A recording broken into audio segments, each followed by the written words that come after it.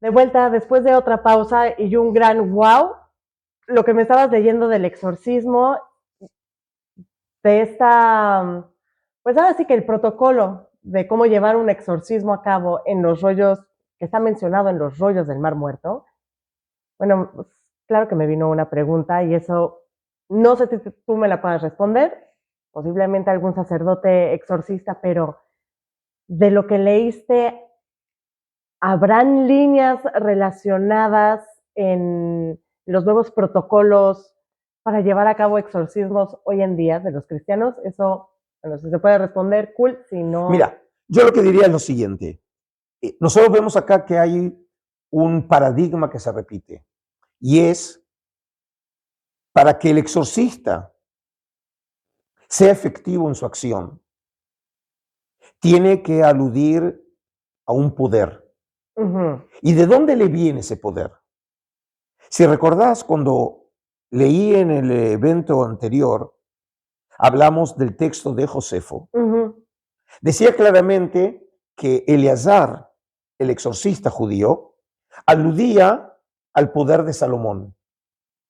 Es decir, el anillo con la raíz que había enseñado Salomón, aludir a un encantamiento, ¿sí? De la misma manera que yo aludí al encantamiento que encontramos entre los rollos del Mar Muerto, en donde claramente aparece el texto mencionando a David y Salomón.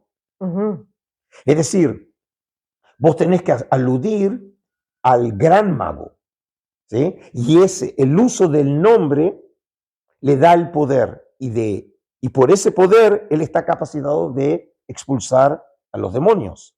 Ok. Y ahora en el mundo cristiano de ese tiempo, ya, bueno, no de ese tiempo, pero llamémosle Sí, los siglo primeros siglos. En los primeros siglos. Los primeros siglos. Los cristianos hacen alusión de Salomón, entonces. Bueno, aquí es interesante porque esta tradición, que obviamente lo vemos desarrollándose entre los judíos, después también es conocida en círculos cristianos. Hay una obra, otra vez de los apócrifos, que se llama Testamento de Salomón. Okay. Esta obra es una obra que la conocemos y probablemente en su lengua original, que es el griego.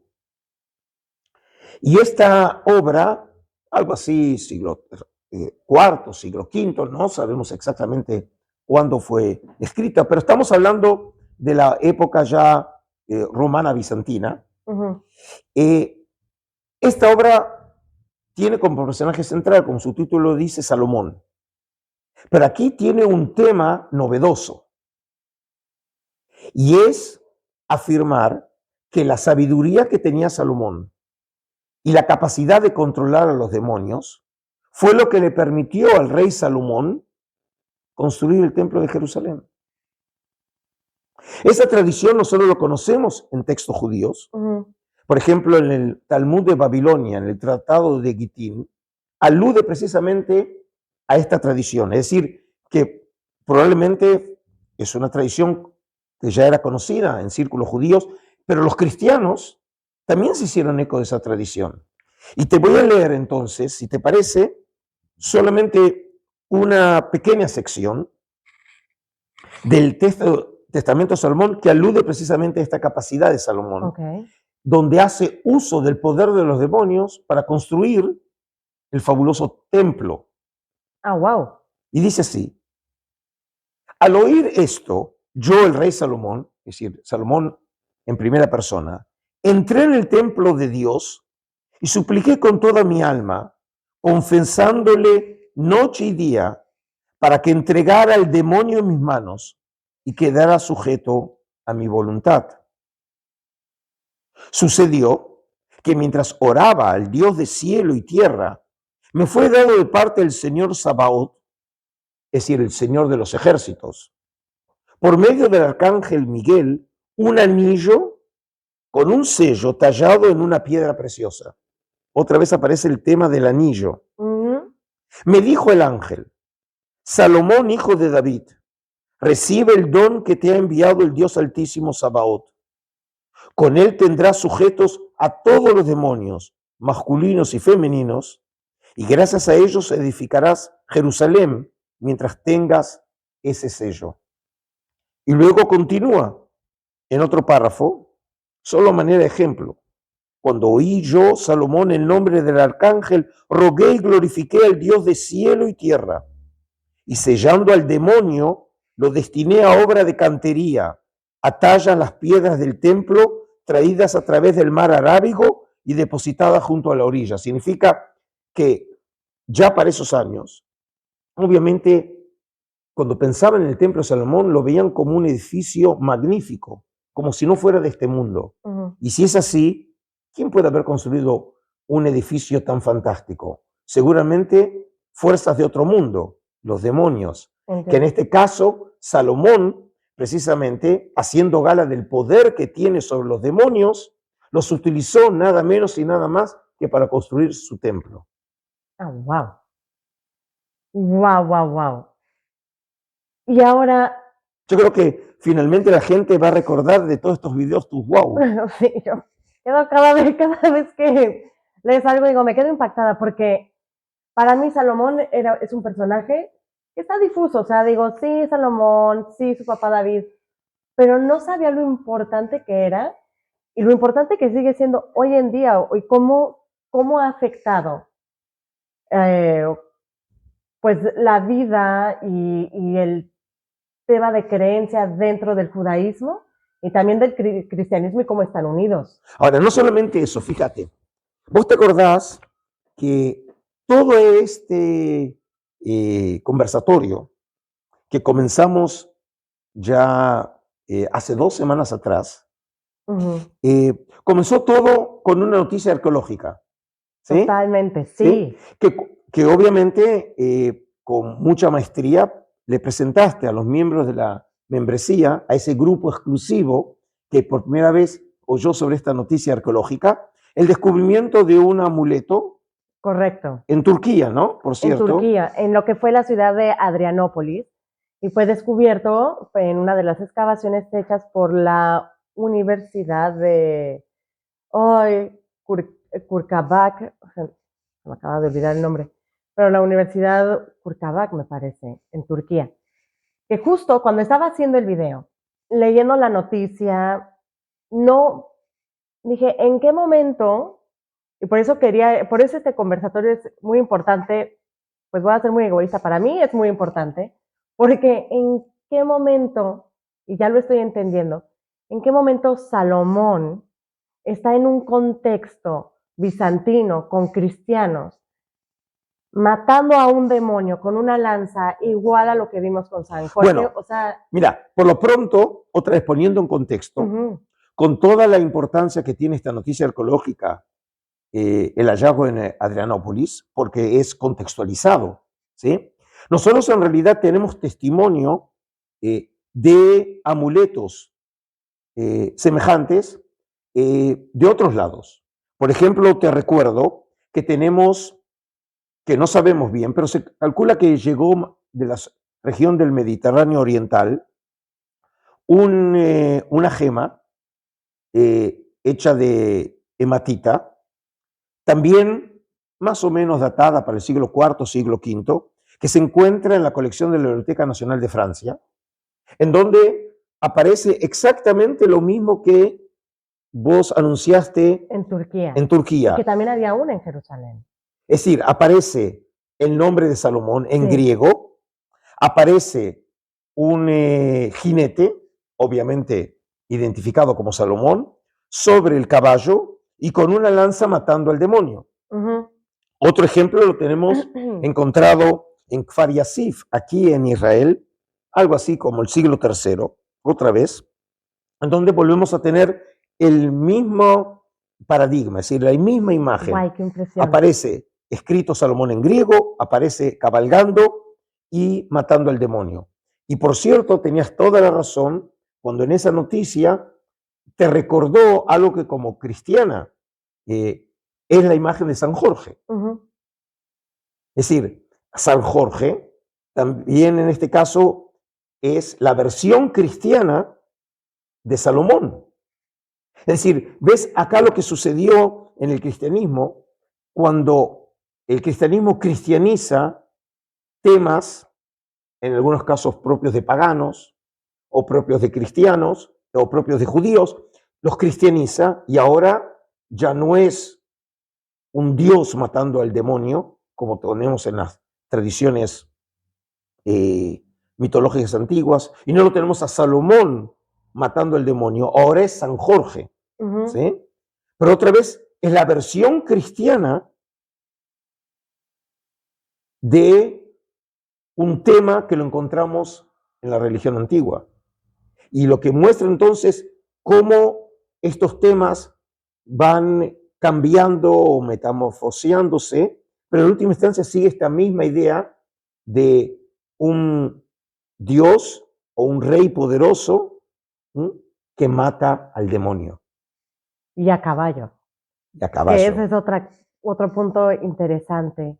Y ahí termina el tema de Salomón en el cristianismo. No. Mira, es interesante esta tradición en donde Salomón está asociado a los demonios y al Satán, aparece, por ejemplo, en una obra que escribe Jacobus de Teramo en el siglo XIV, en latín, que se llama El juicio de Jesús presentado por Belial, por el Satán.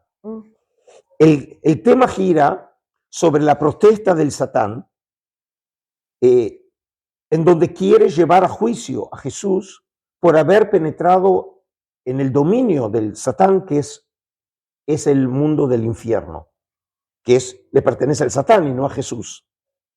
Y en esta historia, ¿dónde presenta Satán su caso? Ante el rey Salomón. Porque el rey Salomón además también es sabio, es juez y también controla el mundo de los demonios y por lo tanto es la persona más indicada para juzgar este tema. Me estás diciendo que el demonio funge casi como un abogado y va con el juez Es Salomón. decir, él litiga el caso. ¿Sí? Y entonces, por ejemplo, la imagen que te estoy ahora mostrando y que le compartimos con el público es de la versión alemana del año 1461, es decir, mediados del siglo XV, en donde aparece en esta versión ilustrada, se lo ve sentado en el trono, obviamente, al rey Salomón. Aparece en el centro de la escena el Satán, presentando el caso ante el rey Salomón, ¿sí? Y quien aparece también como abogado defensor, en este caso, y la versión sería la versión cristiana, ¿sí? Aparece Moisés. ¿Qué? ¿Sí? Por eso el personaje que aparece con los cuernos, obviamente, es la idea de Moisés, como aparece representado con los cuernos también en la famosísima representación de Miguel Ángel en Roma, ¿sí? Con los cuernos. Sí. ¿Sí? Como fue interpretado esa historia bíblica que nos dice que cuando bajó Moisés del monte Sinaí, su rostro brillaba, ¿sí? La expresión en hebreo es Karan Orpanav, y Karan, digamos, que es brillar, también suena la palabra Keren, y Keren es cuerno en hebreo. Y entonces así empezó a asociarse la idea que lo que tenía Moisés eran dos cuernos, ¿sí? Como fuente de iluminación. Qué loco. De todas maneras, lo importante es entender que en esta escena aparece el Satán presentando su caso frente a Salomón. Es decir, aquí tenemos claramente que en el mundo cristiano también la asociación de Salomón frente al demonio, que por supuesto va a terminar favoreciendo a Jesús en la versión cristiana, ¿sí? Y no aceptando la petición del demonio, forma parte de esta idea en donde también en el cristianismo Salomón está asociado al mundo de los demonios. Ok. Estamos hablando que relación judaísmo, cristianismo, ¿dónde está el Islam? Porque estamos los tres conectados. Claro. ¿Dónde queda Salomón dentro del Islam? Y acá es muy interesante lo que sucede, y te agradezco la pregunta. El rey Salomón obviamente aparece mencionado en el Corán, Ujú. en el libro fundamental del Islam. Y aquí tenemos en la Sura 27 un pasaje que dice lo siguiente sobre Salomón y los demonios. Salomón heredó a David y dijo, hombres, se nos ha enseñado el lenguaje de los pájaros y se nos ha dado de todo. Es un favor manifiesto. Las tropas de Salomón compuestas de genios, hombres y pájaros. Eso significa que en la tradición del Islam aparece también asociado Salomón como un rey que tiene obviamente poder sobre los pájaros, sobre los hombres, pero también sobre los genios, que sería equivalente aquí a A los los demonios, espíritus, ok. ¿sí? Y es interesante que cuando estaba buscando materiales para estos episodios nuestros, no había mucho material, por ejemplo, ilustrativo, sobre Salomón controlando demonios en el mundo judío, e incluso también en los cristianos, pero ¿dónde abunda? En el Islam. Mm, Y aquí aparece una imagen que le mostramos ahora a nuestros seguidores, que aparece en la Biblioteca Nacional de Francia, en un manuscrito iluminado del siglo XVI, en donde se ve a la reina de Saba, que en la tradición del Islam se la llama Bilquis, y el rey Salomón, que están sentados ellos en el trono, y detrás de Salomón y de la reina de Saba, aparece en la parte superior la imagen de un demonio de color negro.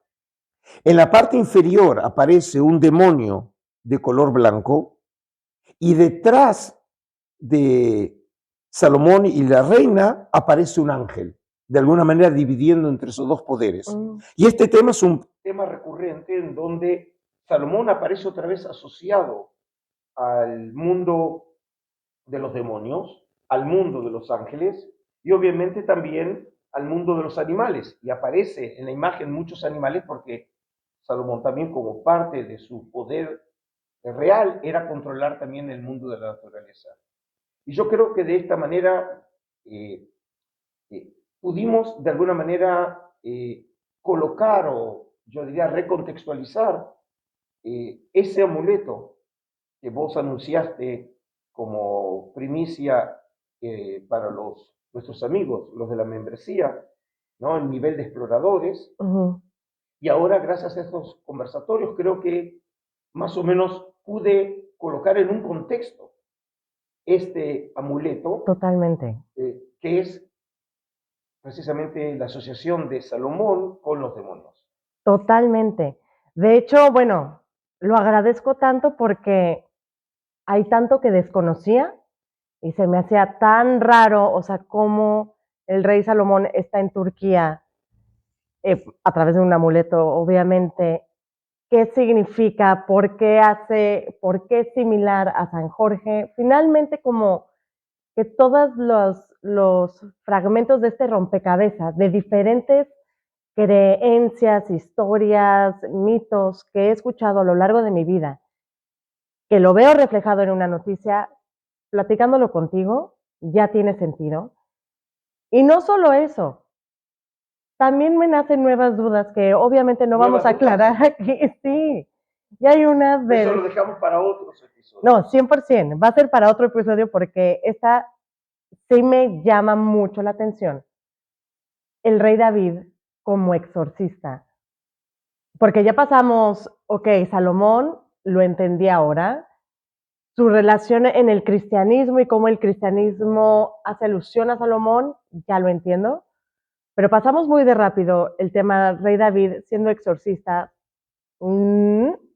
¿Cómo así? Y no solamente eso, sino en realidad su carácter como exorcista, el poder que tiene Salomón con los demonios, se debe a su padre, porque es David el que es entendido ya en el mundo antiguo, no solamente como un gran guerrero, sino como un gran exorcista.